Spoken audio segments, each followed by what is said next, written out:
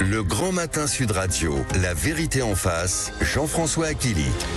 La vérité en face, 0826 300 300, vous participez, vous nous appelez tous les matins dans notre émission sur Sud Radio avec deux invités pour parler de ce qui se passe en Iran, révolution en marche et une réponse, on va dire, par la répression du régime des mollahs et peut-être une absence de réaction en France, en Europe. Pourquoi ? Est-ce qu'elle est manifeste ? Est-ce qu'au fond, c'est de l'ordre de la prudence, de l'ignorance ? Je vais poser la question à mes invités. Et puis, la gauche française, est-ce que, du moins, la France insoumise, est-ce qu'elle ne s'est pas trompée on va dire, de lecture au départ de ces événements ? Bonjour Manaz Shirali, bienvenue à vous. Merci, bonjour. Soyez la bienvenue, vous êtes sociologue et politologue iranienne. Franco-iranienne, oui. Et bonjour Michel Fayad. Bonjour. Professeur de géopolitique à l'Institut français du pétrole et des énergies nouvelles. Vous avez tous les deux un regard très précis sur la situation en Iran. Je commence par vous, Manaz Shirali. Où est-ce que nous en sommes de ce que vous en savez ? On sait que des massacres sont en train d'être commis, qu'il y a des bains de sang massifs dans les différentes villes iraniennes dont on n'a aucun accès et que la situation est bien plus catastrophique qu'on ne le croyait. Et personnellement, je me culpabilise parce que j'aurais dû en parler même avant, mais je ne voulais pas être alarmiste. Cela s'est produit, mais je me culpabilise parce qu'on s'y attendait. On connaît la République islamique, on sait comment elle réagit. On aurait dû alerter la communauté internationale bien avant. La communauté internationale est silencieuse et je n'arrive pas à comprendre pourquoi on fait des réactions à géométrie variable. Et quand il y a des crimes en Iran, on ne réagit pas, on ne parle pas. Et ce sont des crimes de masse, ce sont des crimes contre l'humanité qui sont en train de se produire en Iran. Ce sont les ayatollahs, ces religieux chiites qui sont des criminels contre l'humanité. Pourtant, Manaz Shirali, alors il n'y a pas d'images, enfin il y a des images qui circulent sur le net de plus en plus. Il y a une chape de plomb de la part du régime des mollahs sur, on va dire, la communication. En quelque sorte, c'est pas une guerre visible. Est-ce que c'est là une part de l'explication ? Écoutez, de toute façon, on ne coupe pas l'Internet pour distribuer des bonbons. Non. C'est clair pourquoi ils ont coupé l'Internet, pourquoi ils ont coupé l'électricité, même pourquoi ils ont coupé le téléphone. Il n'y a rien, il n'y a aucun accès. Cela dit, il y a Starlink qui fonctionne, pas pour tout le monde, mais pour tous ceux qui arrivent. Oui. Voilà. Oui. Mais quand même, c'est grâce à Starlink que certains Iraniens arrivent à faire sortir des images. Les images sont terribles. Elles sont peu, mais largement suffisantes pour alerter la communauté internationale qui ne veut pas réagir. Michel Fayad, là-dessus, silence de la France, silence de l'Union européenne. Comment l'expliquer ? Je pense que la France, malheureusement, suit une politique, la politique étrangère voulue par les pays arabes du Golfe, puisque les pays arabes du Golfe aussi sont très silencieux sur ce qui se passe. Ils ont peur que les bases américaines se trouvant sur leur territoire soient visées par la République islamique d'Iran en cas de conflit ouvert avec Israël ou les États-Unis. Et la France, vous savez, il y a eu plusieurs rapports faits par des députés et des sénateurs qui disaient que même l'ambassade de la République islamique d'Iran à Paris était un poste avancé des gardiens de la révolution islamique d'Iran en France et qui finance un certain nombre de politiciens, de journalistes sur le sol français et potentiellement sont capables de commanditer des attentats. On sait de plusieurs sources des renseignements français comme quoi la République islamique d'Iran et ses proxys comme le Hezbollah et autres recrutent parmi la grande délinquance française.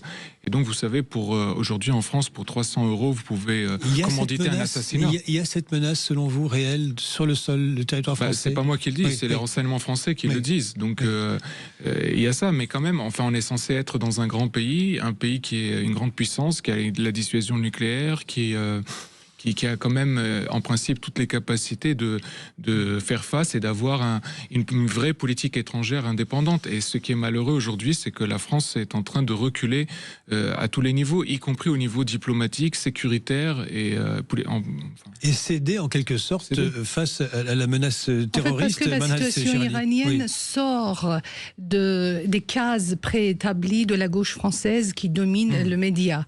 C'est que les Iraniens sont anti-musulmans, anti-l'islam, ils brûlent les mosquées Et ça plaît pas à la gauche mélenchoniste et à la gauche française, parce qu'ils sont devenus les pro-islamistes maintenant, et ils défendent bec et ongles les islamistes sur le sol français. Donc ça ne colle pas. Ça ne colle pas, ça ne rentre pas dans leur ligne de lecture. Oui. Et les soi-disant experts médiatiques ne les aident pas trop non plus, parce qu'ils n'ont pas accès à l'Iran, ils savent pas ce qui se passe en Iran, ils viennent sur les plateaux pour proférer des énormités qu'ils ne connaissent pas, mais je suis étonnée de cette manière de traiter la question iranienne, qui est une question complexe, même pour nous qui sommes sur l'Iran depuis une trentaine d'années, que nous suivons l'Iran depuis une trentaine d'années.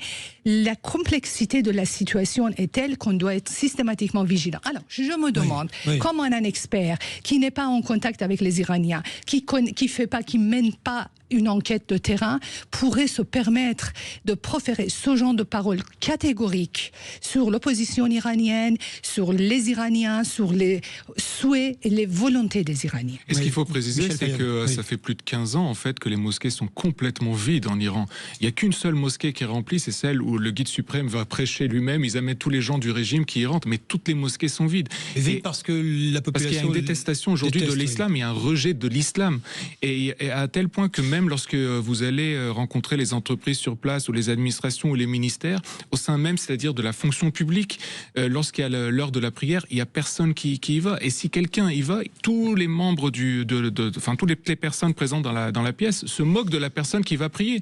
C'est ça, et ça existe depuis 15 ans. Et donc, comme dit Manal Shirali, en fait, ce n'est pas quelque chose de nouveau. C'est quelque chose que les soi-disant spécialistes auraient dû observer depuis déjà 15 ans, au moins. Manal Shirali. Ça fait 30 ans que le taux de fréquentation des mosquées en Iran est inférieur au taux de la fréquentation des églises en France. Ah oui, mais vous savez, c'est une donnée qui est inconnue du grand public. On s'étonne que les Iraniens brûlent leurs mosquées. Et vous voyez, en fait, on est dans quel monde? Mais je reviens à ce que vous disiez, qui est très intéressant. Accessoirement, tout est intéressant, Manal Shirali, je vous rassure. Mais sur la France insoumise, qui, au départ, de façon insistante, disait « Ah, c'est une mobilisation contre la vie chère ». Pourquoi, selon vous? C'est très intéressant ce que vous soulignez. Ils disent que ce sont des contestations économiques. Ils veulent cantonner les manifestations et les demandes, les exigences des Iraniens dans l'économie. Leur inculture n'est pas seulement sur l'Iran. En fait, on est en face des politicards incultes concernant les sciences politiques. En sciences politiques, on sait pertinemment que le politique et l'économique sont intimement liés, surtout dans les pays dictatoriaux comme l'Iran. Alors, en Iran, séparer l'économique du politique, ça veut dire qu'on n'a rien compris, ni de l'Iran, ni des sciences politiques. Michel Fayad. Oui, et le politique en Iran, comme dans tout le Moyen-Orient, il est religieux. Et aujourd'hui, le problème, c'est que, par exemple, à Sciences Po et parmi les intellectuels, on a Jean-Pierre Filiu, on a Pascal Boniface, on a Henri Laurence, tous ces professeurs qui expliquent le Moyen-Orient sans prendre en considération l'aspect religieux. Or, si vous écartez la dimension religieuse, vous ne comprenez rien. Et donc, la France insoumise, effectivement, écarte cette dimension sans la comprendre, en la refusant. Or, vraiment, c'est celle qui pèse le plus. Il y a un rejet politique, islamiste, parce que dans l'islam, la religion n'est pas séparée du politique. Vous savez, on dit islam, din, wa dawla, wa dunya, c'est religion, état et société. Et vous savez que le guide suprême de la révolution islamique d'Iran, il est aussi vilayet et fakir, c'est-à-dire en fait le gouverneur des oulémas à travers toute la région, tous les chiites du monde. En réalité, c'est ce qu'il aspire à être, en tout cas. Et il y a une autre chose, lors de la dernière audition de Jean-Luc Mélenchon, vous aviez le député de LFI Saint-Toul qui a dit que l'UOIF, qui d'ailleurs s'appelle plus l'UOIF, il s'appelle Musulmans de France, qui est la branche française des frères musulmans, est porteur d'un bon islam. Et quand on sait que les frères musulmans et la République islamique d'Iran sont liés, on comprend pourquoi aussi la France insoumise défend la République islamique d'Iran qui est parrain de ce bon islam. Manal Shirali, ça veut dire que critiquer au fond ce qui se passe, les mollahs, aller les chercher sur ce qu'ils sont réellement, c'est juste une question d'ADN pour la France insoumise, c'est plus possible. Il y a l'électoralisme qui est derrière tout ça. Vous savez, en sciences politiques, on dit que ce sont les sciences les plus simples du monde, parmi les autres, parce que il suffit de suivre l'argent. Follow the money. Quand vous suivez l'argent, vous comprenez tout. En fait, derrière tout ça, c'est le Qatar qui paye Et il est généreux. Et pourquoi le Qatar soutient la République islamique? Parce que le Qatar a mis la main sur les réserves gazières iraniennes. Et là, étant donné que l'Iran n'arrive pas, enfin la République islamique n'arrive pas à prendre sa part, tout le gaz iranien va dans la poche de qui? Du Qatar. Donc, le Qatar a tout intérêt que la situation continue.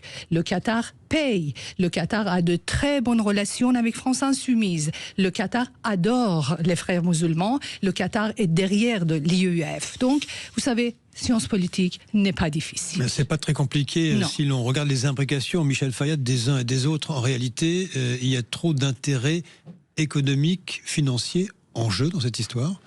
Oui, il y en a, mais un Iran qui serait libre aurait beaucoup plus d'attraction économique parce que aujourd'hui vous avez des sanctions internationales qui ont été réinstaurées contre l'Iran.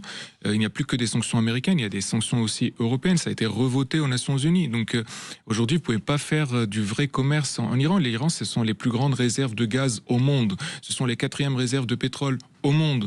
C'est un pays qui dispose d'énormément de métaux, de minerais stratégiques pour tant la transition énergétique que pour le renouvel, que pour la transformation digitale. Vous avez à peu près 80 millions d'habitants, dont peut-être la moitié est encore une partie jeune, même si les Iraniens font de moins en moins d'enfants. Mais ce que je veux dire, c'est un marché formidable. C'est des opportunités économiques incroyables. N'exploitent pas les religieux au pouvoir. Hein. Oui. Oui, parce qu'en fait, les religieux, pour eux, ils ont ils ont l'idée apocalyptique, parce que ce sont des gens qui sont prêts à sacrifier tout pour la cause islamique. Et sacrifier tout commence par sacrifier les juifs, sacrifier les chrétiens, sacrifier les Iraniens qui ne marchent pas dans leur ligne. Et donc, aujourd'hui, on ne sait plus combien de morts. On parlait avant 200, 500, 800, 1000, 10 000, 30 000, on ne sait pas. On ne sait pas. Allez, ne bougez pas tous les deux, restez avec nous. Dans un instant, on va voir peut-être quelles seraient les possibilités, les solutions. Que dit M. Trump? Et je vous ferai entendre cette déclaration ce matin de Nathalie Loiseau, la députée Horizon, qui était notre invitée sur l'antenne de Sud Radio. Reste avec nous. À tout de suite sur la situation en Iran, la suite de La Vérité en face. Le Grand Matin Sud Radio, La Vérité en face, Jean-François Akili. Que se passe-t-il en Iran?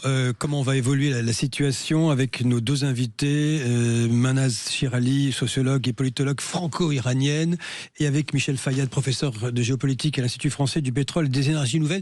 Je vais vous faire écouter la députée européenne Horizon, Nathalie Loiseau, qui était notre invitée ce matin sur Sud Radio. Écoutez la proposition qu'elle veut faire concernant les gardiens de la Révolution. Je vais proposer au Parlement européen que l'Union européenne déclare les gardiens de la révolution, donc les milices du régime qui sont en train de massacrer les manifestants, comme groupes terroristes. C'est pas purement symbolique. Ça a des conséquences sur le business des gardiens de la révolution. Et les gardiens de la révolution, ce ne sont pas seulement des milices, ce sont des mafias qui tiennent le pays et qui s'enrichissent. Donc les déclarer groupes terroristes, c'est rendre leurs affaires à l'international beaucoup plus difficiles et augmenter la pression sur le régime. C'est ce que je vais proposer. C'est une proposition que pourrait porter le président Emmanuel Macron au nom de la France. C'est une proposition à faire au nom de l'Europe et je voudrais que Emmanuel Macron, comme les autres, s'y rallie. Oui, qu'il s'y rallie. Manaz Shirali, c'est une proposition intéressante. Oui, ça fait des années qu'on est en train de s'arracher les cheveux pour leur demander de mettre les gardiens de la Révolution sur leur liste terroriste et personne ne nous écoute. Ça fait longtemps que ça aurait dû exister. Ça fait longtemps et personne n'a répondu, personne n'a dit, en fait, n'a acquiescé notre demande, la demande des Iraniens. Et aujourd'hui, qu'il y a des bains de sang, j'ai entendu même qu'il y a des 30 000, jusqu'à 30 000 victimes en Iran. Mais c'est trop tard, c'est trop tard. Oui, il y a des sources qui disent qu'il y a plus de 30 000. Je ne sais pas, je n'ai pas la capacité d'attester. Voilà. C'est très difficile parce qu'on a en plus des villes auxquelles on n'a absolument pas accès. C'est ça le problème. Des villes complètement à huis clos. Ils sont en train de tuer. Mais la seule en fait, information qui nous permet de craindre le pire, ce sont les médecins qui parlent de leurs morgues, des morgues de leurs hôpitaux. Et ça, c'est catastrophique ce que nous entendons. Alors, dans cette situation, ce que madame dit, écoutez, vraiment, franchement, trop tard. Trop tard, vous dites. Ouais. Michel Fayad. Vous savez, il y a déjà des sanctions internationales contre la République islamique d'Iran et donc il est censé déjà y avoir des sanctions contre les gardiens de la révolution. Et d'ailleurs, qui dit gardien de la révolution doit aussi dire Hezbollah, parce que Hezbollah fait partie du corps des gardiens de la révolution. Et vous avez aujourd'hui des députés, des ministres du Hezbollah au Liban, et vous avez aussi en Iran le président iranien qui est issu des gardiens de la Révolution, le ministre des Affaires étrangères qui est issu des gardiens de la Révolution, le président du Parlement qui est issu des gardiens de la Révolution, et tous ces gens sont reçus en France, en Europe, etc. Donc en fait, si on met des sanctions contre les gardiens, ça signifie quoi au juste? Les sanctions économiques, il y en a déjà. Donc ça veut dire quoi? On va les arrêter? Si on les arrête, très bien, mais fort est de constater que c'est pas le cas aujourd'hui.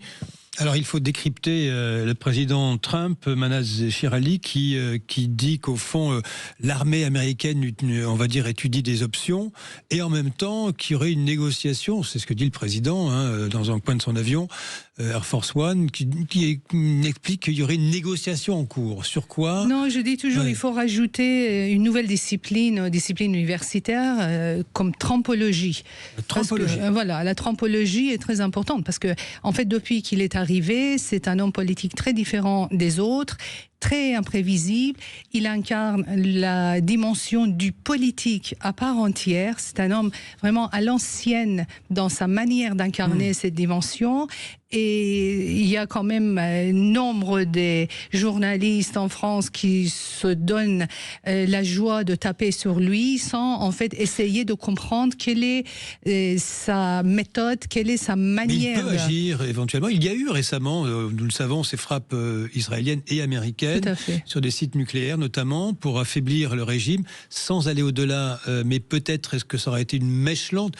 Michel Fayad, est-ce que d'ailleurs cette opération militaire double aura affaibli le pouvoir et c'est ce qui fait qu'aujourd'hui la rue tente de renverser le régime des Mollahs? En fait, je pense que les propos de Donald Trump, justement, leur disant aux Iraniens qu'il est à leur côté, fait un réveil, disons, côté iranien, avec des pancartes aujourd'hui installées à Téhéran et ailleurs, comme quoi le peuple iranien n'a plus peur. Et donc le peuple iranien est déterminé. Ça, c'est une première chose. L'autre chose, c'est qu'en fait, si vous voulez, les Iraniens considèrent que les États-Unis sont quand même cette puissance qui est la plus grande puissance du monde. Et elle a donc cette capacité, effectivement, de faire changer les choses. Et vous savez, aujourd'hui, en Iran, le régime ne tient plus en réalité qu'à travers 3 hommes qui tiennent. Et en fait, il y a les principaux chefs et vous avez des subalternes. Les principaux chefs sont Ali Khamenei, le guide suprême. Et vous avez aussi Mohsen Rezaï et Mohammad Ali Jafari, qui sont 2 des anciens chefs des gardiens de la Révolution, qui sont restés plus d'une dizaine d'années chacun à la tête des gardiens. Ce sont les 3 principaux personnages. Les autres, les Larijani, chef du Conseil national de sécurité, le président du Parlement, Kalibaf, ou encore d'autres sont un peu secondaires. Ou Shamkhani, le conseil militaire du Guide, sont un peu secondaires. Si ces 3-là sont liquidés, je pense que le régime peut tomber. Et ceux qui peuvent les liquider, ce sont les Israéliens et les Américains. C'est un régime qui tient uniquement sur une seule et unique personne, Khamenei. Khamenei n'a jamais j'ai dit lui et 2 autres. Khamenei n'a jamais voulu créer un second personnage après lui. C'est ça, en fait, sa caractéristique principale. Il a eu toujours peur à avoir un remplaçant. Du coup, après lui, on ne peut pas parler des autres, parce que les autres sont dans son ombre. Vous voulez dire tous les deux qu'il est facile de décapiter ce régime? C'est-à-dire que moi je dirais que tout simplement, en faisant tomber Khamenei, le régime va s'écrouler. Ça, on peut. Et autre chose qui nous permet de dire ça, dès que Khamenei s'affaiblit, par exemple pendant la guerre de 12 jours, quand il était dans son bunker, ses compagnons de route étaient en train de s'entre-déchirer. Et ça, c'était très important. Ce sont des charognards. Dès que le chef disparaît ou s'affaiblit, ils se détruisent eux-mêmes. Il reste très peu de temps, malheureusement. Et ce que vous dites est passionnant ce matin. Reza Pahlavi, Michel Fayad est une solution, une option? Aujourd'hui, le fils du chat, oui. Tout à fait. Aujourd'hui, force est de constater que dans la rue, c'est son nom qui est acclamé. Donc, c'était peut-être pas forcément le cas ces dernières années, mais là c'est très clair. Partout, que ce soit à Téhéran, que ce soit à Tabriz chez les Azéris, que ce soit à Kermanshah chez les Kurdes, que ce soit à Arvaz chez les Arabes, partout en Iran, aujourd'hui, le nom qui est évoqué, c'est le sien. Je pense qu'il faut faire confiance aux Iraniens. C'est un peuple qui a beaucoup souffert, c'est un peuple qui a été martyrisé, et c'est un peuple qui a une intelligence politique nettement supérieure aux autres peuples qui n'ont pas vécu autant de malheurs. Si le peuple acclame Reza Pahlavi, moi je leur fais confiance. Il est temps de conclure rapidement. Comment est-ce que vous voyez les jours qui viennent, Michel Fayad? Je sais que c'est difficile toujours à dire, hein, c'est compliqué, mais vous sentez que malgré la répression, ce peuple-là ne va pas reculer? Non, je ne crois pas qu'il va reculer parce que je compare en fait ce qui se passe aujourd'hui en Iran avec ce qui s'est passé en URSS, c'est-à-dire à la fois une faillite idéologique, islamiste, et aussi une faillite économique. Aujourd'hui, un Iranien qui touche $90, eh bien, il doit survivre avec ses dépenses à plus de $200. Il peut plus survivre. Donc aujourd'hui, avec une faillite idéologique et une faillite économique, le peuple n'a plus d'autre choix que de continuer. Manazri Chirali, même question. Même question. Oui. Je n'ai pas du tout le don de présager l'avenir, mais je peux vous dire une chose. Aucun peuple à main nue ne peut résister face à un pouvoir qui écrase, qui tue, qui vise directement les têtes. Aucun peuple. Le peuple iranien est courageux, mais à main nue, il ne peut rien faire. Et si la communauté internationale n'intervient pas, encore une fois, les manifestations des Iraniens vont sombrer dans le silence, dans le chaos et dans la répression totale. Donc, on a besoin de l'intervention internationale. Et les jours qui viennent seront déterminants. Manaz Chirali, Michel Fayad, merci à tous les deux pour ce regard extrêmement précis et documenté sur ce qui se passe en ce moment même en Iran. Merci à tous les deux. Bonjour Valérie Expert. Bonjour Jean-François Akili. Allez, qu'est-ce que vous allez évoquer ce matin? On va en reparler également, et là on attend nos auditeurs, et on va parler du silence assourdissant de la communauté internationale. L'ONU, où est l'Europe, où est la France à propos de l'Iran. Et puis vendredi, donc des propos rapportés, le Premier ministre qui demande au ministre de l'Intérieur de se préparer à de nouvelles élections législatives en cas donc de nouvelles dissolutions. Pourquoi cette petite phrase, coup de pression? Il s'est justifié par la suite en disant je ne veux ni la censure ni la dissolution. Petit coup de pression. Petit coup de pression. Ouais. Et puis on va parler de ce haut commissariat à la diversité. Qu'est-ce que c'est que ça? Pourquoi? Beaucoup de questions ce matin avec vous. 0826 300 300. À tout de suite. Puis on va parler des gobelets en plastique aussi. Allez, c'est fini. Bonne émission.